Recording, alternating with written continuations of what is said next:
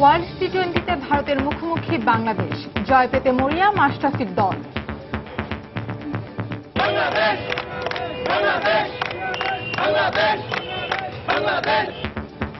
টাইগারদের গর্জে ওঠার অপেক্ষায় ভক্তরা।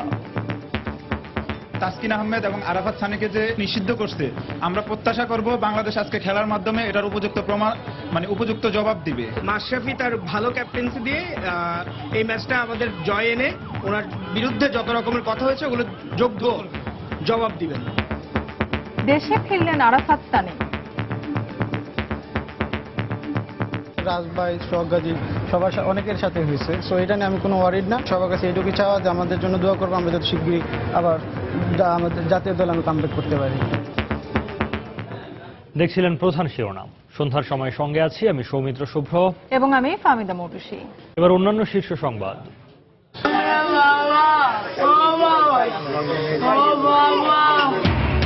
নির্বাচনী সহিংসতায় আহত 2 জনের মৃত্যু, নিহতের সংখ্যা দাঁড়ালো 9। কমিশনের অসহায়ত্ব প্রকাশ পরিস্থিতিকে সংঘাতময় করেছে বলছেন বিশ্লেষকরা। ভিডিও কনফারেন্সে আন্তর্দেশীয় গ্রিড সংযোগ উদ্বোধন। শেখ হাসিনা বললেন, পূরণ হলো প্রতিশ্রুতি, বঙ্গবন্ধু স্যাটেলাইট উৎক্ষেপণে একসঙ্গে কাজ করতে চান নরেন্দ্র মোদী। প্রযুক্তি বিশেষজ্ঞ তানভীর জোহার সন্ধান মিলেছে জানালেও সংবাদ সম্মেলনে তাকে হাজির করেনি পরিবার। স্বজনরা বলছেন তার বিশ্রাম প্রয়োজন। রিজার্ভের অর্থ চুরিতে সম্পৃক্ততার অভিযোগে দীর্ঘ ছুটিতে গেল রিজার্ভ ব্যাংক প্রধান লরেঞ্জো। পারস্পরিক সহায়তায় চুরি যাওয়া অর্থ ফিরিয়ে আনা সম্ভব বলছেন অ্যাটর্নি জেনারেল। এবং 4 বছরে 2বার রেলের ভাড়া বাড়লেও বাড়েনি সেবা, যাত্রীদের তীব্র ক্ষোভ। ভিতরে ঢুকার কোনো অবস্থাই নেই, এই জন্য প্রতিদিন জীবনে ঢুকে নিয়ে ছাত্র যাতায়াত করতে হয়। 35 টাকার সেবাটাই তো 45 টাকা, এখানে তো সেবার মানটা তো আর বাড়ানো হয় নাই। টয়লেটে যাওয়া যায় না, দুর্গন্ধ, তারপরে ময়লা।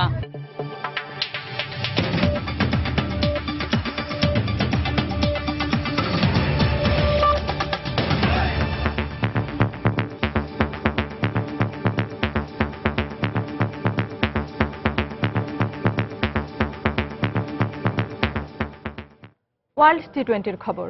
বেঙ্গালুরুতে আর 1 ঘন্টা পরে সুপার 10-এর তৃতীয় ম্যাচে স্বাগতিক ভারতের মুখোমুখি হবে বাংলাদেশ।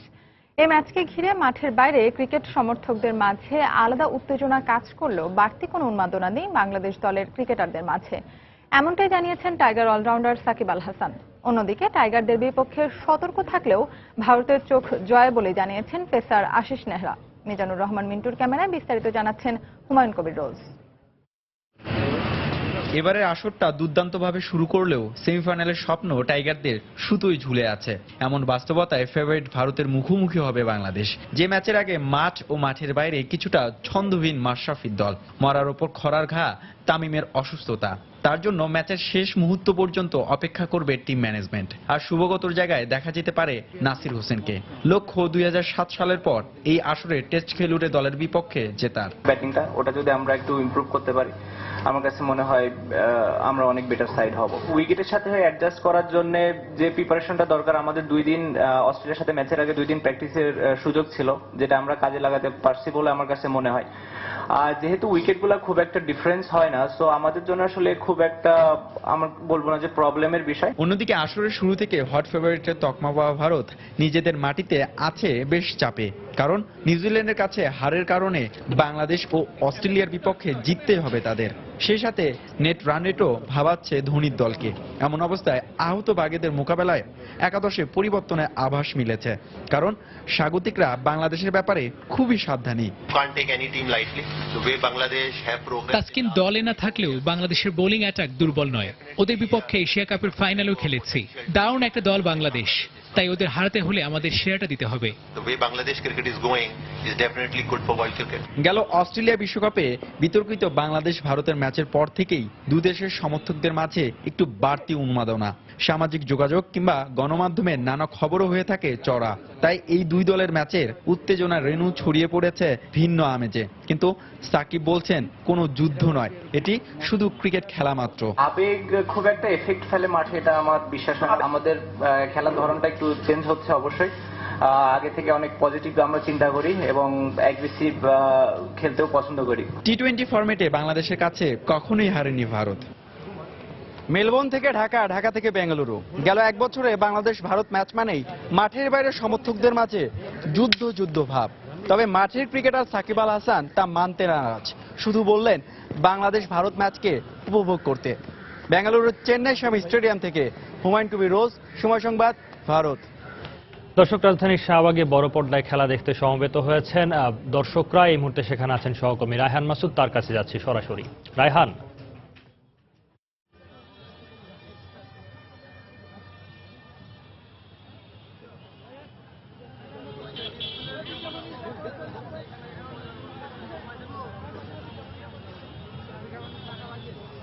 ধন্যবাদ সৌমিত্র। এই মুহূর্তে আমি আছি শাহবাগের ঠিক মোড়ে, যেখানে আমাদের শাহবাগের মোড়টি আমরা জানি আমাদের শিল্প সংস্কৃতি বা নানা ধরনের আন্দোলনের যে কেন্দ্রবিন্দু বলা হয়, সেই শাহবাগের মোড়ে এখানে আমরা অপেক্ষা করছি বাংলাদেশ এবং ভারতের ম্যাচটি শুরু হওয়ার জন্য।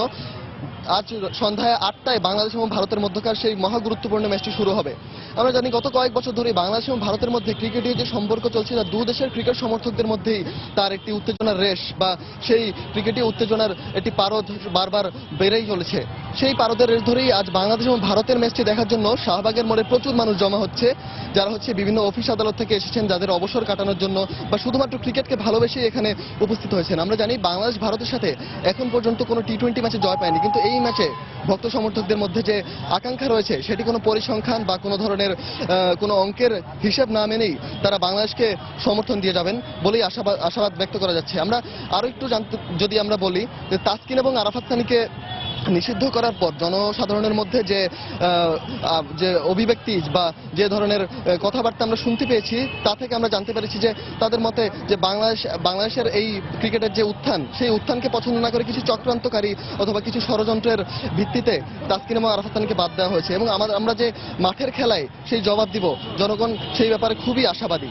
আমরা ভারত বাংলাদেশের যে মহারণ, সেটি অন্য ধরনের একটি আবেগ তৈরি করে, একটি অন্য ধরনের উন্মাদনা তৈরি করে ক্রিকেট সমর্থকদের মধ্যে। শুধু বাংলাদেশ নয়, আমরা জানি ভারতের সমর্থকদের মধ্যেও এই ব্যাপারটি কাজ করে। আমরা যদি ফেসবুকে একটু দেখি, সোশ্যাল মিডিয়া বা সামাজিক যোগাযোগ মাধ্যমে পুরো ফেসবুকের ট্রল ক্রিকেটের মতো পেজগুলোতে ভারত এবং বাংলাদেশের সমর্থকদের মধ্যে যে কথার যুদ্ধ আমরা দেখতে পাই, তাতে আমরা এই উত্তেজনার রেশ অনেকটাই আঁচ করতে পারি। আরেকটু যদি আমি বলি, বাংলাদেশ এবং ভারতের এই মধ্যকার ম্যাচটি শুধুমাত্র বাংলাদেশ এবং ভারতের লড়াই না, দু দেশের ভক্তদের মধ্যে এক ধরনের লড়াইয়ের উন্মেষ ঘটাবে, যা আমরা আশা করতে পারি হয়তো এইখানে যারা উপস্থিত ভক্ত আছেন, যারা সমর্থক আছেন, তাদের মধ্যে তারা খুবই আশাবাদী যে আজ বাংলাদেশ জয় পাবে। এবং যদি আমি দেখি যে গত 2টি ম্যাচ বাংলাদেশ হেরেছে এবং সেমিফাইনালে আসা বাংলাদেশের জন্য অনেকটাই কঠিন একটি গ্রুপে পড়েছে। আপনারা জানেন অস্ট্রেলিয়া, নিউজিল্যান্ড, পাকিস্তান, ভারতের মতো দলগুলো যারা টি-20তে খুবই শক্তিশালী। বাংলাদেশ টি-20তে উত্থান হয়েছে এই এশিয়া কাপ থেকে, তবুও বাংলাদেশ যে পরিমাণ লড়াই করেছে, পাকিস্তানের সাথে হয়তো বড় ব্যবধানে হেরেছে, কিন্তু অস্ট্রেলিয়ার বিপক্ষে যে ধরনের লড়াই করে বাংলাদেশ এই খুব একটা ভালো টিম না পেয়েও বাংলাদেশ যেভাবে লড়াই করেছে, ভক্ত সমর্থকদের মধ্যে আশাটা খুবই আশাবাদ ব্যক্ত করাই যায় যে বাংলাদেশ ভারতের সাথে জয় পেতে পারবে। এবং ভক্ত সমর্থকরাও নিজেদের মধ্যে খুবই আশাবাদী যে বাংলাদেশ এই ম্যাচটিকে জিতে পরবর্তীতে সেমিফাইনালের আশা জিইয়ে রাখবে বলেই সবাই মনে করছেন। ইউনিয়ন পরিষদ নির্বাচনের সহিংসতায় নিহত 9 জনের পরিবারে এখন শুধুই আহাজারি। পিরোজপুরের মঠবাড়িয়ায় নিহত 5 জনের স্বজন ও এলাকাবাসীর অভিযোগ, আইনশৃঙ্খলা রক্ষা বাহিনী নির্বিচারে গুলি চালানোর কারণেই তাদের মৃত্যু হয়েছে। ঘটনা তদন্তে আলাদা 2টি কমিটি গঠন করেছে জেলা প্রশাসন ও পুলিশ। এদিকে কক্সবাজার ও বগুড়ায় সংঘর্ষের ঘটনায় আহত আরও 2 জন সকালে মারা যান। এ নিয়ে নিহতের সংখ্যা বেড়ে দাঁড়ালো 9। জেলা প্রতিনিধি ও প্রতিবেদকদের পাঠানো তথ্য ছবি নিয়ে ডেস্ক রিপোর্ট। আমার ছেলেরে গুলি করছে বিনা অপরাধে, কোনো সান্ত্বনাই থামাতে পারছে না সন্তান হারানো এ মায়ের আর্তনাদ। গতকাল সকালে ছেলে সোহেল সুস্থভাবে পিরোজপুরের ধানিসাফা ইউনিয়নের ভোট কেন্দ্রে ভোট দিতে যায়, কিন্তু কিছুক্ষণ পর মৃত্যুর খবর স্তব্ধ করে দেয় পরিবারকে। একই ভোট কেন্দ্রে সংঘর্ষের সময় নিহত হয় একই গ্রামের শাহাদাত, কামরুল, বিল্লাল ও সোলাইমান নামে আরও 4 জন। তাদের পরিবারেও একই চিত্র। স্বজনদের আহাজারিতে পুরো গ্রামে নেমে এসেছে শোকের ছায়া। বিচার চাই, আমার বাবার বিচার চাই। আমার বাবার জীবন শুরু হইতে শেষ হয়ে গেছে। আমার ভাই 1000 ভিতরে একটা, আমার ভাইয়ের বিচার চাই। এদিকে ভোট কেন্দ্রে সংঘর্ষ নয়, বরং আইনশৃঙ্খলা বাহিনীর দায়িত্বহীনভাবে চালানো গুলিতে তাদের মৃত্যু হয়েছে বলে দাবি প্রত্যক্ষদর্শী ও এলাকাবাসীর। আমরা কোনো উচ্ছৃঙ্খল ওখানে করিনি। এই ঘরের যে ছেলেটা সোলাইমান আমার সাইডে দাঁড়ানো ছিল, ওর গায়ে প্রথম গুলিটা লাগছে। গুলি আর গুলি খই ভোটে কি তার চাইতেও বেশি চালাইছে, চালাইয়ে লাশের উপরে রাস্তা গাড়িটা নিয়ে উঠিয়া গুলি চালাই তুষের দিকে। তবে গুলি করার বিষয়টি স্বীকার করেছেন জেলা নির্বাচন কর্মকর্তা। প্রিজাইডিং অফিসার কর্তৃক কিছু ব্যালট পেপার অবৈধ ঘোষণা করা হয়, এই কারণে পরিস্থিতি নিয়ন্ত্রণের বাইরে চলে যায়। বাইরে যাওয়ার কারণে সেখানে যে আইন শৃঙ্খলা রক্ষাকারী বাহিনী তারা পরিস্থিতি নিয়ন্ত্রণ আনার জন্য গুলির আদেশ দেয়। এতে প্রায় 5 জন লোক করে মারা যায়। এদিকে দুপুরে ঘটনাস্থল পরিদর্শন শেষে তদন্ত করে ব্যবস্থা নেওয়ার কথা জানিয়েছে বরিশাল রেঞ্জের ডিআইজি। বাচ্চার লোক মারা গেল, কতটুকু ইনজুরি হয়েছে, এটা কাম্য নয়। রুলস অফ বিচার টার্মস অফ রেফারেন্স যেগুলো আছে সবগুলো খতিয়ে দেখা হবে। আমরা এগুলো দেখে পরবর্তী পর্যায়ে আমরা ঊর্ধ্বতন কর্তৃপক্ষ সিদ্ধান্ত দিবেন। এদিকে কক্সবাজারের টেকনাফে নির্বাচনের ফলাফল ঘোষণাকে কেন্দ্র করে আলাদা সংঘর্ষে নিহত হয়েছেন 3 জন। আহত 17 জন টেকনাফ স্বাস্থ্য কমপ্লেক্সে ভর্তি রয়েছে। নিহতদের স্বজন ও এলাকাবাসীর দাবি, প্রিজাইডিং কর্মকর্তার খামখেয়ালিপনায় এই ঘটনা ঘটেছে। অবশ্যই প্রশাসন গুলি করছে, প্রশাসনকে বাধাচ্ছে মেম্বার পত্রের ইয়ারা সমর্থকরা, সেই কারণে। কিন্তু ঘটনার মূল দায়ী হচ্ছে প্রিসাইডিং অফিসার। নির্বাচন যারা করছে তারা তো মেম্বার হবে, কিন্তু আমাদের লাশ বিচার কি করবে? এছাড়া বগুড়ার সারিয়াকান্দির বোহাইল ইউনিয়নে গতকালের নির্বাচনী সহিংসতায় আহত জাবেদ আলী ঢাকা মেডিকেলে মারা গেছেন। ওয়াহিদা স্বপ্না, সময় সংবাদ। প্রথমবারের মতো দলীয় প্রতীকে ইউনিয়ন পরিষদ নির্বাচন একটি চ্যালেঞ্জ ছিল নির্বাচন কমিশনের কাছে। সেই চ্যালেঞ্জ তারা নিতে পারেননি বলে মনে করেন নির্বাচন বিশ্লেষকরা। ভোটের দিন বিভিন্ন স্থানে সহিংসতার দায় কমিশন এড়াতে পারে না এবং কমিশনারদের গাফিলতি এজন্য দায়ী বলেও মনে করেন তারা। অপরাধ বিশ্লেষকরা বলছেন, যতটা তৎপর হলে সহিংসতা বন্ধ করা যায়, আইনশৃঙ্খলা রক্ষা বাহিনীর মধ্যে ততটা তৎপরতা দেখা যায়নি। খান মোহাম্মদ রুমেলের রিপোর্ট। দলীয় মনোনয়ন ও দলীয় প্রতীকে প্রথমবারের মতো ইউনিয়ন পরিষদ নির্বাচন, বিষয়টি নিয়ে রাজনৈতিক দল ও কর্মী সমর্থকদের মধ্যে যেমন উৎসাহ উদ্দীপনা ছিল, তেমনি নির্বাচন কমিশনের পক্ষ থেকেও ছিল ব্যাপক প্রস্তুতি। নির্বাচন হওয়া 712টি ইউনিয়ন পরিষদে র্যাব, পুলিশ, বিজিবি ও আনসার মিলিয়ে মোতায়েন ছিল 1,80,000 নিরাপত্তা কর্মী। তারপরেও কেন এই সহিংসতা ও হতাহতের ঘটনা? নির্বাচন কমিশনের কাঁধেই দায় চাপাচ্ছেন বিশ্লেষকরা। তাদের মতে, কমিশনের গাফিলতির কারণেই ঘটেছে এসব ঘটনা। এটা একটা বড় চ্যালেঞ্জ ছিল এবার। যে চ্যালেঞ্জটা আমার মনে হয় এটা আমার ব্যক্তিগত মতামত, আমার স্টাডিতে নির্বাচন কমিশন এই চ্যালেঞ্জটাকে সঠিকভাবে বুঝতে পারেননি। পুলিশকে দায়িত্ব দিলেন, উনি বললেন যে আমি প্রিজাইডিং অফিসার এবং যাদেরকে তাদের কাছ থেকে কোঅপারেশন পাচ্ছি না, বিভিন্ন ডিপার্টমেন্ট থেকে কোঅপারেশন পাচ্ছি না, টাকা পয়সার খেলা চলছে। তাহলে ইলেকশন কমিশনের দায়িত্বটা হলো, যদি এই অবস্থায় উনি কোঅপারেশন না পেয়ে থাকেন এবং নির্বাচন যদি ওনার কন্ট্রোলে না থাকে, তাহলে উনি এই নির্বাচনগুলোকে স্থগিত করতে পারতেন। তিনি আরো বলছেন, যেহেতু দলীয় মনোনয়নে নির্বাচন হয়েছে, নির্বাচন কমিশনের উচিত ছিল সহযোগিতা চেয়ে রাজনৈতিক দলগুলোর সঙ্গে আলোচনা করা।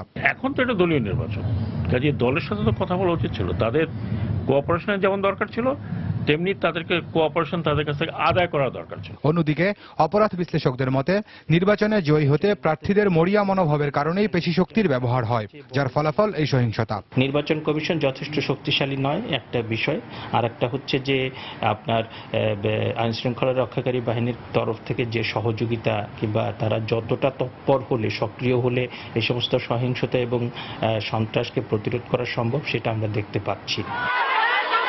তারা আরো বলেন, শুধু নির্বাচন নয়, যে কোনো সময়ের জন্যই আইন শৃঙ্খলা রক্ষা বাহিনী সহ পুরো প্রশাসনকে প্রভাবমুক্ত হয়ে কাজ করতে দিতে হবে। তা না হলে এ ধরনের পরিস্থিতির পরিবর্তন সম্ভব নয়।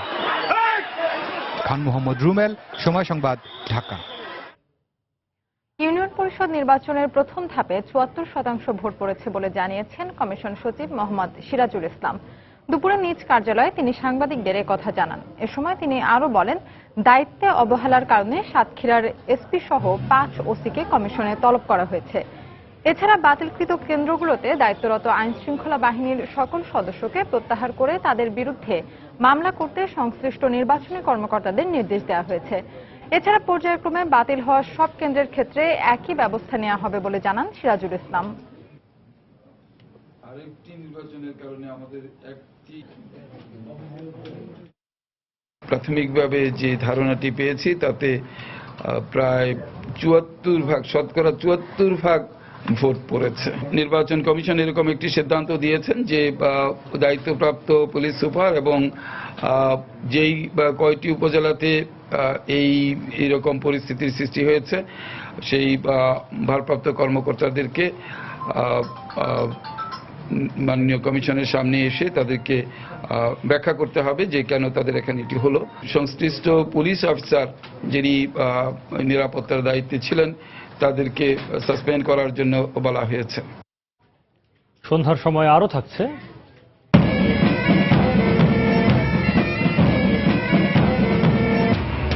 পতাকা উৎসবের সোহরাওয়ার্দী উদ্যানে বর্ণাঢ্য আয়োজন, স্বাধীনতার চেতনা নতুন প্রজন্মের মাঝে ছড়িয়ে দেওয়ার অঙ্গীকার।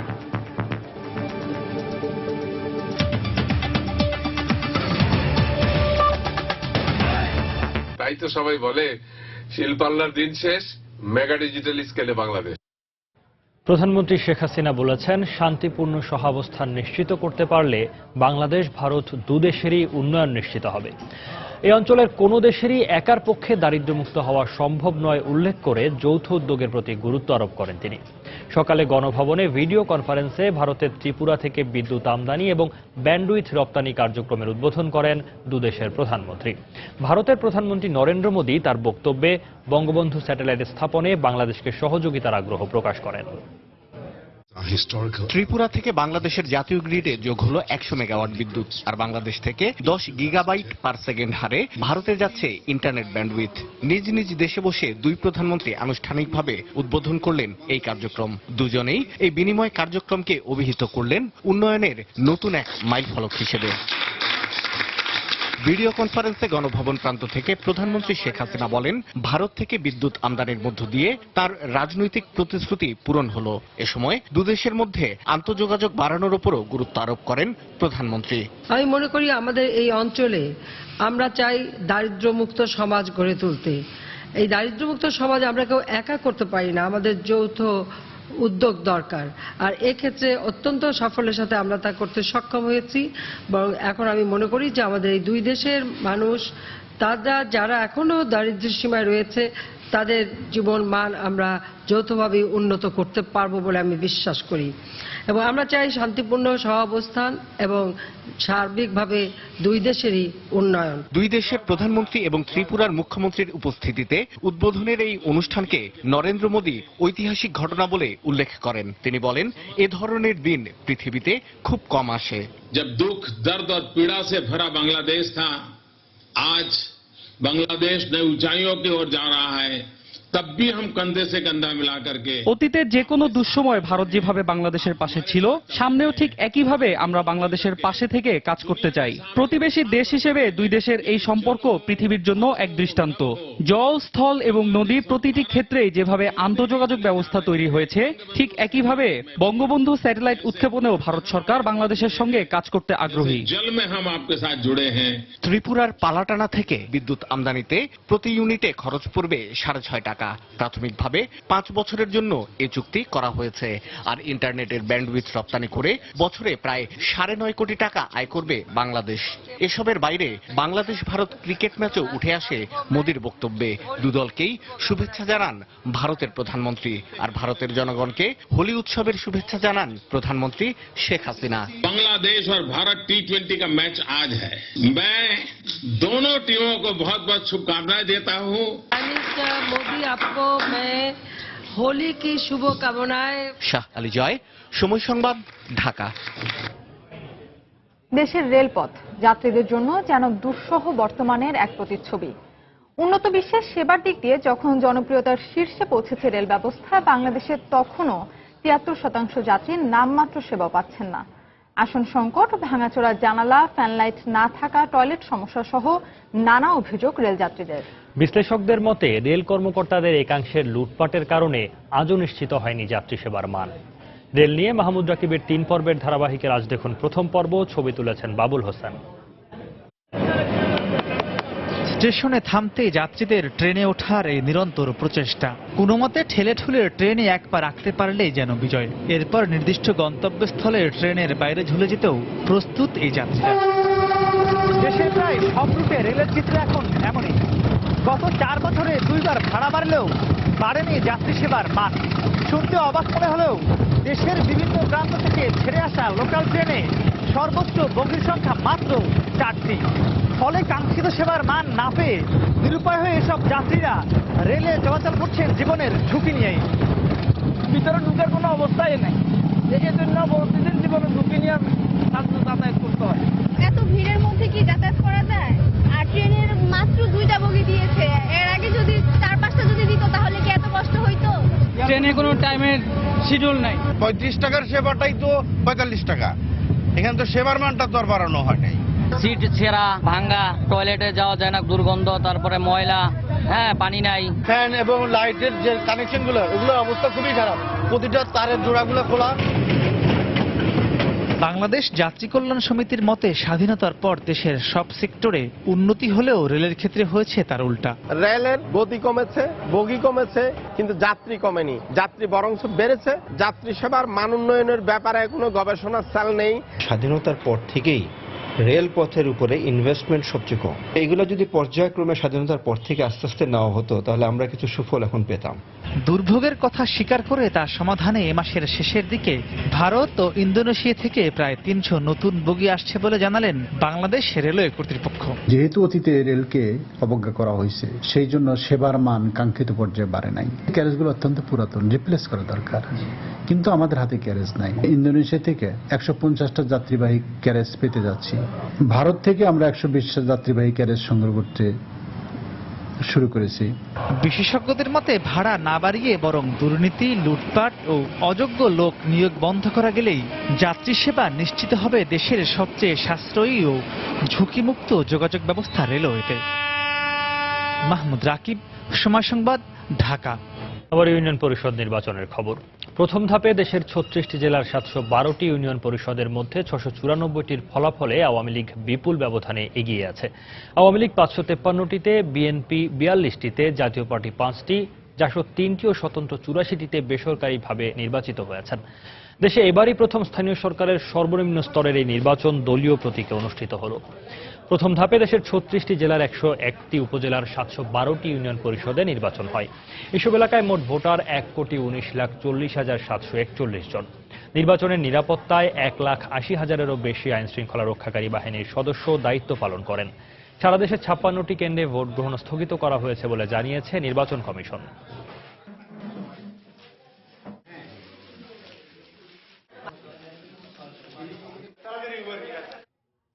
দেশে এখন যে কোনো নির্বাচন মানেই ভোটকেন্দ্র দখল করে ক্ষমতাসীনদের প্রকাশ্যে সিল মারা আর প্রশাসনের সহায়তায় নিরীহ মানুষকে নির্মমভাবে হত্যা করা, এমন অভিযোগ করেছেন বিএনপির ভারপ্রাপ্ত মহাসচিব মির্জা ফখরুল ইসলাম আলমগীর। সকালে রাজধানীর পল্টনে যুব জাগপা আয়োজিত আলোচনা সভায় তিনি এ মন্তব্য করেন। নির্বাচন কমিশন দেশের পুরো নির্বাচনী ব্যবস্থাকেই একে একে ধ্বংস করে দিয়েছে বলেও মন্তব্য করেন মির্জা ফখরুল। ইউনিয়ন পরিষদকে নির্বাচনকে কেন্দ্র করে সারা দেশে তুমুল সহিংসতা, ইতিমধ্যে 12 জন নিহত হয়েছেন, 5 শতাধিক আহত, ভোট কেন্দ্রগুলোকে জ্বালিয়ে পুড়িয়ে দেওয়া হচ্ছে। ইউনিয়ন পরিষদ নির্বাচনে একই ঘটনা ঘটছে। আমরা তারও আগে দেখেছি পৌরসভাতে একই ঘটনা ঘটছে, তারও আগে দেখেছি উপজেলাতে এবং সিটি কর্পোরেশন নির্বাচনে একই ঘটনা। যেখানে নির্বাচন হচ্ছে সেখানেই সহিংসতা, সেখানেই ধ্বংস, সেখানেই মৃত্যু, সেখানেই হত্যা চলছে, ব্যাংক লুট হয়ে যাচ্ছে। আমার কোথাও কোনো শান্তি নেই। গণতান্ত্রিক কাঠামো, রাষ্ট্রের কাঠামোগুলোকে এই সরকার একে একে সবগুলোকে ধ্বংস করে ফেলছে। স্থানীয় সরকার নির্বাচনকে সুষ্ঠু করার স্বার্থে আইনশৃঙ্খলা রক্ষাকারী বাহিনীকে আরও কঠোর হওয়ার আহ্বান জানিয়েছেন স্বাস্থ্যমন্ত্রী মোহাম্মদ নাসিম। সকালে জাতীয় প্রেস ক্লাবে বাংলাদেশের সাম্যবাদী দল আয়োজিত আলোচনা সভায় এই কথা বলেন 14 দলের সমন্বয়ক। শেখ হাসিনা অধীনে, সরকারের অধীনে এই স্থানীয় সরকারের নির্বাচনে অংশগ্রহণ করছেন, গতকালও করেছেন। নির্বাচনের ভুল ত্রুটি থাকতে পারে এবং আমি দেখেছি আইনশৃঙ্খলা বাহিনী কঠোরভাবে নিয়ন্ত্রণ করতে গিয়ে আজকে হয়তো শক্তি প্রয়োগ করেছে। এটা করা অসম্ভব কিছু নয়। নির্বাচনে যদি নিরপেক্ষ করতে হয় আইনশৃঙ্খলা রক্ষা বাহিনীকে অবশ্যই কঠোর হতে হবে। তথ্য প্রযুক্তি বিশেষজ্ঞ তানভীর হাসান জোহার সন্ধান মিলেছে জানালেও সংবাদ সম্মেলনে তাকে হাজির করেনি পরিবার। তার এখন বিশ্রামের প্রয়োজন বলেও জানিয়েছে স্বজনরা। সাংবাদিকরা একাধিক প্রশ্ন করলেও সংবাদ সম্মেলনে পরিবার তার খোঁজ পাওয়ার বিষয়ে বিস্তারিত জানায়নি। এমনকি কোন আইন শৃঙ্খলা বাহিনী তাকে খুঁজে পেয়েছে সে বিষয়েও কিছু জানায়নি তারা। এর আগে সকালে পরিবার জানিয়েছিল জোহাকে হযরত শাহজালাল আন্তর্জাতিক বিমানবন্দর এলাকা থেকে উদ্ধার করে পরিবারের কাছে হস্তান্তর করেছে আইন শৃঙ্খলা রক্ষাকারী বাহিনীর সদস্যরা। বাংলাদেশ ব্যাংকের রিজার্ভ থেকে 8 কোটি 10 লাখ মার্কিন ডলার চুরির পর তিনি আইসিটি বিভাগের নিরাপত্তা বিশেষজ্ঞ হিসেবে পরিচয় দিয়ে বিভিন্ন গণমাধ্যমে মতামত দেন। 16 মার্চ রাতে নিখোঁজ হন তিনি।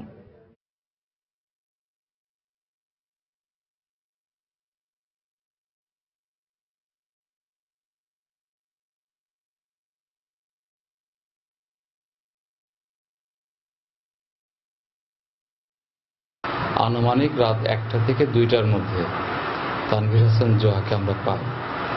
সেটা হচ্ছে যে আইন শৃঙ্খলা বাহিনীর একটা গাড়িতে তাকে নিয়ে আসা হয়েছে এবং ওদের ভাষ্য হচ্ছে যে এয়ারপোর্ট এলাকায় সে উদ্ভ্রান্তের মতো ঘুরছিল, তারা তাকে শনাক্ত করতে পেরেছে এবং শনাক্ত করতে পেরে তাকে বাড়িতে পৌঁছে।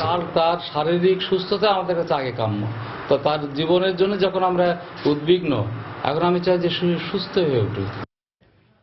বাংলাদেশের রিজার্ভের অর্থ পাচারের ঘটনায় সম্পৃক্ততার অভিযোগ থাকা সত্ত্বেও এবার দীর্ঘদিনের ছুটিতে গেলেন ফিলিপিন্সের রিজাল কমার্শিয়াল ব্যাংকিং কর্পোরেশন আরসিবিসির ব্যাংকের প্রধান লরেনজো তান।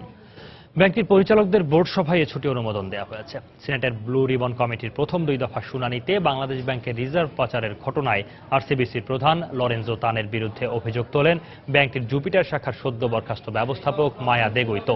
সিনেটের রুদ্ধদ্বার শুনানিতে তিনি জানান, রিজার্ভ চুরির ঘটনার প্রধান অভিযুক্ত চীনা ব্যবসায়ী কিম অং এর সাথে লরেনজো তানের বন্ধুত্বপূর্ণ সম্পর্ক রয়েছে।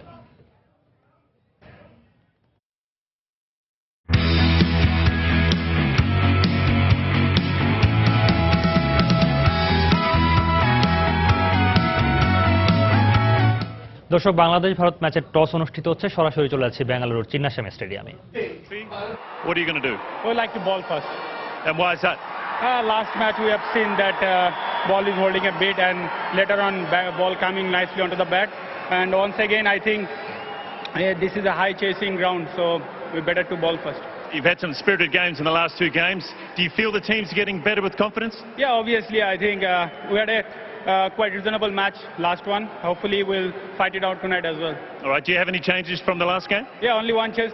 Tamim is back instead of Saklan Chojib. Good luck tonight. Thank you.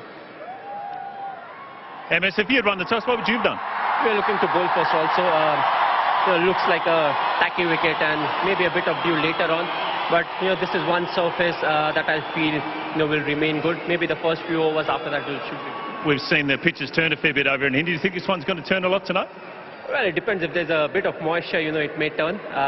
Other than that, it looks like a good surface, but I've been wrong twice, so I could be wrong the third time. So generally, if you see the history, and this is one wicket, that is very good. All right, one more win tonight takes a step closer to the semi-finals. How's the team feeling? Well, the team feeling good. India-Pakistan game is always a big game, but it was important how we prepared and how we executed our plan, so the team is looking in good spirit. I know the answer to this. Any changes? No, playing same squad. Good luck tonight. Thanks. There you have it. Bangladesh have won the toss and they will bowl first. Soumitra, 7 ম্যাচের পরে কিন্তু আজকে toss জিতেছেন বাংলাদেশ দলের অধিনায়ক মাশরাফি। হ্যাঁ, এবং toss জিতে বাংলাদেশ ফিল্ডিং এর সিদ্ধান্ত নিয়েছে এবং ফাহমিদা সাকলাইন সজীবের পরিবর্তে দলে আজকে জায়গা পেয়েছেন তামিম ইকবাল। দর্শক, বাংলাদেশ ফিল্ড করছে আজকে, টস হয়ে গেছে 2 দলের ক্রিকেট ম্যাচের।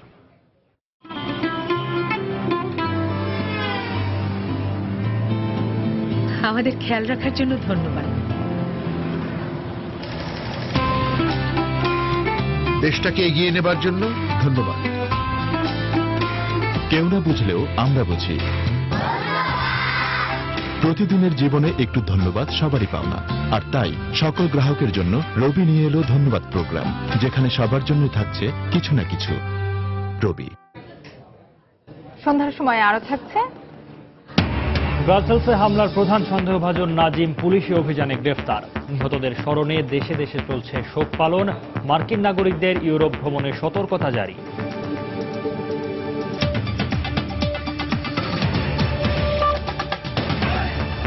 আরএফএল ওয়াটার পাম্প, পানি দেবে টেনশন নয়।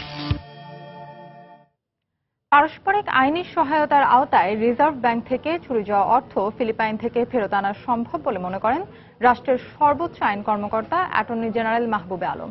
তবে এর আগে অবশ্যই বাংলাদেশ এবং ফিলিপিন্সের অপরাধীদের শনাক্ত করে আইনের আওতায় আনতে হবে। সরকার চাইলে অ্যাটর্নি জেনারেল কার্যালয় ফিলিপাইন থেকে টাকা ফিরিয়ে আনার প্রক্রিয়া শুরু করবেন বলেও জানিয়েছেন অ্যাটর্নি জেনারেল মাহবুবে আলম। আফজাল হোসেনের রিপোর্ট। গত 5 ফেব্রুয়ারি যুক্তরাষ্ট্রের federal reserve bank of new ইয়র্কে বাংলাদেশ ব্যাংকের রিজার্ভের অর্থ থেকে $10,10,00,000 শ্রীলঙ্কা ও ফিলিপিন্সে সরিয়ে নেয় হ্যাকাররা। এর মধ্যে শ্রীলঙ্কায় পাচার হওয়া $2 কোটি উদ্ধার করা সম্ভব হলেও ফিলিপিন্সে থাকা বাকি অর্থ উদ্ধারের চেষ্টা করছে বলে জানিয়েছে বাংলাদেশ ব্যাংক। এমন প্রেক্ষাপটে চুরি যাওয়া অর্থ কিভাবে ফেরত আনা যায় এ নিয়ে চলছে আইনি ব্যাখ্যা বিশ্লেষণ। অ্যাটর্নি জেনারেল বললেন, অর্থ ফেরত আনার 2টি আইনি প্রক্রিয়ার কথা, তবে এর আগে অবশ্যই অপরাধীদের শনাক্ত করতে হবে। সেই বিদেশি রাষ্ট্র যদি কিছু অর্থ বা সম্পূর্ণ অর্থ কোন রকম ট্রেস করতে পারে, তা যদি জব্দ করতে পারে, তখন পররাষ্ট্র মন্ত্রণালয়ের মাধ্যমে আমরা নানা রকম যোগাযোগ করে এটা যে আমাদের অর্থ এটা প্রমাণ করে টাকাটা আমরা ফেরত নিতে পারি। যদি আমাদের দেশের কোনো নাগরিক এই অর্থ পাচারের সাথে জড়িত থেকে থাকে, তাদের বিরুদ্ধে মামলা হয়েছে এই কথা জানিয়ে, যেখানে টাকাটা এখন আছে কোনো ব্যাংকে বা কোনো প্রতিষ্ঠান যদি থেকে থাকে, তাদের একটা রিকোয়েস্ট পাঠানো। আসার কথা হলো, এরই মধ্যে $8,10,00,000 চুরির দায়ে ফিলিপিন্সের ব্যবসায়ী কিম অং এবং চীনা নাগরিক ওয়েকাংজুর বিরুদ্ধে মামলা করেছে ফিলিপিন্স কর্তৃপক্ষ। দেশেও তদন্তের অগ্রগতি রয়েছে। অ্যাটর্নি জেনারেল জানান, সরকার চাইলে এখনই আইনি এ প্রক্রিয়া শুরু করতে চান তিনি। আন্তর্জাতিক আইনের এটা তারা প্রত্যেকটি রাষ্ট্রই কিন্তু এই সমস্ত অনুরোধে সাড়া দেয়, আমরাও সাড়া দিয়েছি। ফর্মাল রিকোয়েস্টটা যাবে অ্যাটর্নি জেনারেল অফিস থেকে, এখানে অন্যান্য এজেন্সি ইনভলভ থাকবে। পারস্পরিক আইনি সহায়তার আওতায় এর আগে বাংলাদেশে পাচার হওয়া টাকা যুক্তরাষ্ট্রকে ফেরত দেওয়া হয়েছে বলেও জানান তিনি। আফজাল হোসেন, সময় সংবাদ, ঢাকা। বাণিজ্যিক ব্যাংকের ট্রেজারি পরিচালনাকারীদের ব্যাপারে সতর্ক থাকার নির্দেশ দিয়েছেন বাংলাদেশ ব্যাংকের গভর্নর ফজলে কবির। দুপুরে কেন্দ্রীয় ব্যাংকের প্রধান কার্যালয়ে গভর্নরের সাথে সৌজন্য সাক্ষাৎ ও শুভেচ্ছা বিনিময় শেষে সাংবাদিকদের কথা জানান বাংলাদেশ অ্যাসোসিয়েশন অব ব্যাংকস বিএবির চেয়ারম্যান নজরুল ইসলাম মজুমদার। ব্যাংকের ট্রেজারি শাখায় সিসিটিভির ব্যবহার বাড়ানো ও কর্মরতদের ব্যক্তিগত তথ্যের বিষয়ে গভর্নর সতর্ক থাকার তাগিদ দিয়েছেন বলেও জানান তিনি। ইন্ডিভিজুয়াল ব্যাংকগুলির যে ট্রেজারি যারা মেনটেন করে ওদেরকে আরো একটু সতর্ক হতে, সেখানে সিসিটিভি বা যারা কাজ করে ওদের পরিচয়, তাদের পাসপোর্টের কপি, এই সমস্ত আমরা নিজেরাই আমরা সতর্ক অবস্থায় আছি, এটা ওনাকে আমরা অবগত করেছি। উনি আমাদেরকে অনেক দামি এবং অত্যন্ত শতবুদ্ধি দিয়েছেন। যারা ফান্ড ম্যানেজ করে ব্যাংকে, ট্রেজারি ম্যানেজ করে মেইনলি, তাদেরকে একটু সতর্ক অবস্থায় রাখার জন্য এবং তাদের সম্বন্ধে ওখানে যেন জেনে শুনে যেন লোক পোস্টিং দেওয়া হয়, সেগুলো নিয়ে একটু হালকা আলোচনা। কিন্তু দেশের পতাকা, জাতীয় সঙ্গীত ও স্বাধীনতার চেতনা নতুন প্রজন্মের মাঝে ছড়িয়ে দেওয়ার আহ্বান জানিয়েছেন বিশিষ্টজনেরা। আনুষ্ঠানিকভাবে পতাকা উত্তোলনের দিনটিতে রাজধানীর সোহরাওয়ার্দী উদ্যানে এক বর্ণাঢ্য অনুষ্ঠানে তারা বক্তব্য রাখেন।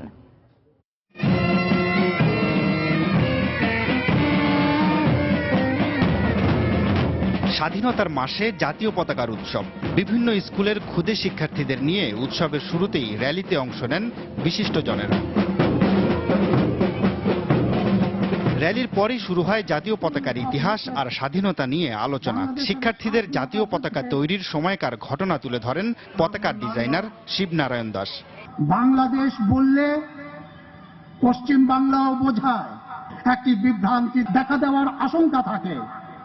সেই বিভ্রান্তি যাতে না হয় তা ঘুচাবার জন্যই বাংলাদেশের মানচিত্রটি পতাকার মধ্যে সেঁটে দেওয়া হয়েছিল এবং সিদ্ধান্ত ছিল যে স্বাধীন হবার পরে এই মানচিত্রটি তুলে দেওয়া হবে।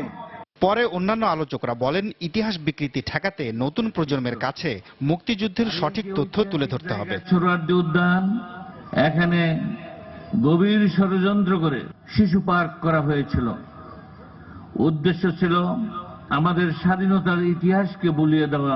আমরা চাই আমাদের সন্তানরা যারা হাঁটি হাঁটি পা পা করে কেবল এগিয়ে যাচ্ছে, পৃথিবী দেখেনি ভালো করে যারা, তাদেরকে জানাতে চাই কোনটা সত্য কোনটা নয়। শপথ করছি যে আলোচনা শেষে শিক্ষার্থীদের শপথ বাক্য পাঠ করান অধ্যাপক মাহফুজা খানম। দেশের স্বাধীনতা ও সংস্কৃতি রক্ষায় সর্বোচ্চ আত্মত্যাগের শপথ নেন শিক্ষার্থীরা। তাফসির বাবু, সময় সংবাদ, ঢাকা। পোশাক শিল্পের পর বাংলাদেশের দ্বিতীয় বৃহত্তম বৈদেশিক মুদ্রা অর্জনকারী খাত হচ্ছে খাদ্যপণ্য রফতানি, জানিয়েছেন খাদ্যমন্ত্রী অ্যাডভোকেট কামরুল ইসলাম। চাল উৎপাদনে বিশ্বের চতুর্থ স্থানে রয়েছে বাংলাদেশ বলেও জানান মন্ত্রী। সকালে রাজধানীর বঙ্গবন্ধু আন্তর্জাতিক কনভেনশন সেন্টারে আয়োজিত food and agro Bangladesh international expo উদ্বোধন করে তিনি একথা বলেন। দুপুরে মেলার উদ্বোধন করেন খাদ্যমন্ত্রী। পরে তিনি মেলায় বাংলাদেশ, ভারত, চীন, জাপান সহ বিভিন্ন দেশের স্টল ঘুরে দেখেন।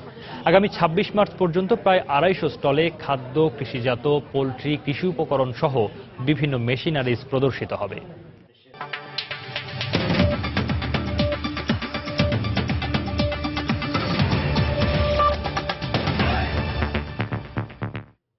ব্রাসেলসের সন্ত্রাসী হামলার প্রধান সন্দেহভাজন নাজিম লাশরাফিকে গ্রেফতার করেছে পুলিশ।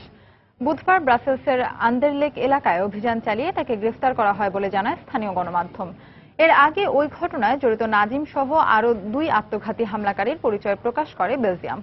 সম্ভাব্য হামলাকারীদের একটি ছবি প্রকাশ করার পাশাপাশি ইব্রাহিম ও খালিদ নামের 2 জন একে অপরের ভাই হয়ে থাকতে পারে বলেও জানানো হয়। মঙ্গলবারের এ হামলার পর মার্কিন নাগরিকদের ইউরোপ ভ্রমণের সতর্কতা জারি করেছে যুক্তরাষ্ট্র। ইউরোপে এ ধরনের হামলা বেড়ে যাওয়ায় ইইউ দেশগুলোয় ভিসাহীন চলাচলের অধিকার দেয়া শেনজেন চুক্তি বাতিলেরও প্রস্তাব উঠে এসেছে। ইউরোপীয় ইউনিয়নের পররাষ্ট্রনীতি নিয়েও নানা মহলে শুরু হয়েছে সমালোচনা।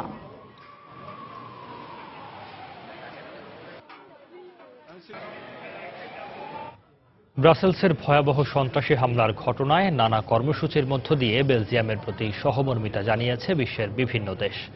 একই সঙ্গে বিশ্বব্যাপী সন্ত্রাসের বিরুদ্ধে লড়াইয়ে সংহতিও প্রকাশ করা হয়।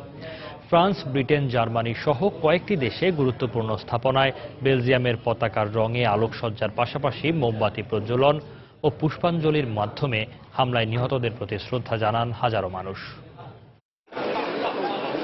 ব্রাসেলসের প্লেস দে লা বোর্স স্কোয়ারে ফুল হাতে নিয়ে মোমবাতি প্রজ্বলনের মাধ্যমে হামলায় নিহতদের প্রতি শ্রদ্ধা জানান শত শত ব্রাসেলসবাসী। সহমর্মিতা জানান নিহতদের পরিবারের প্রতি। ব্রাসেলসের সন্ত্রাসী হামলা যেন পুরো বিশ্বকে আরেকটিবার স্মরণ করিয়ে দিল সন্ত্রাসের কালো থাবার কাছে বিশ্বের মানুষ এখনো আসলে কতটা অসহায়, কতটা অনিরাপদ।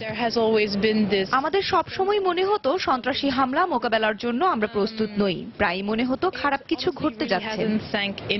মাত্র কয়েক মাস আগে সন্ত্রাসী হামলায় রক্তাক্ত হয়েছিল যেই শহর, সেই প্যারিসের আইফেল টাওয়ারে মঙ্গলবার 3 রঙা আলোকসজ্জার মাধ্যমে বেলজিয়ামের প্রতি সংহতি প্রকাশ করা হয়। আলোক প্রক্ষেপণ করা হয় প্যারিসের টাউন হল ভবনেও। মঙ্গলবার ভবনটির সামনে জড়ো হয়ে ব্রাসেলসে সন্ত্রাসী হামলার প্রতিবাদ জানান শত শত মানুষ। একজন বেলজিয়ান হিসেবে আমি এখানে এসেছি। আমার দেশে সন্ত্রাসী হামলার তীব্র প্রতিবাদ জানাচ্ছি আমি। আমরা প্যারিসের বাইরে ছিলাম। ব্রাসেলসের সন্ত্রাসী হামলার খবর আমরা দুপুরে পাই। আমরা এতটাই ভয় পেয়েছি যে এই মুহূর্তে গণপরিবহনে উঠতেও আমাদের ভয় লাগে। বেলজিয়ানদের প্রতি সহমর্মিতা এবং সংহতি জানিয়ে নিউ ইয়র্কের বিশ্ব বাণিজ্য কেন্দ্রেও করা হয় 3 রঙা আলোক প্রক্ষেপণ। ওয়াশিংটন ডিসিতে হোয়াইট হাউসে বেলজিয়ামের পতাকা অর্ধনমিত রাখার মধ্য দিয়ে ব্রাসেলসে সন্ত্রাসী হামলায় নিহতদের প্রতি শোক জানানো হয়। অন্যয় কর্মকার, সময় সংবাদ।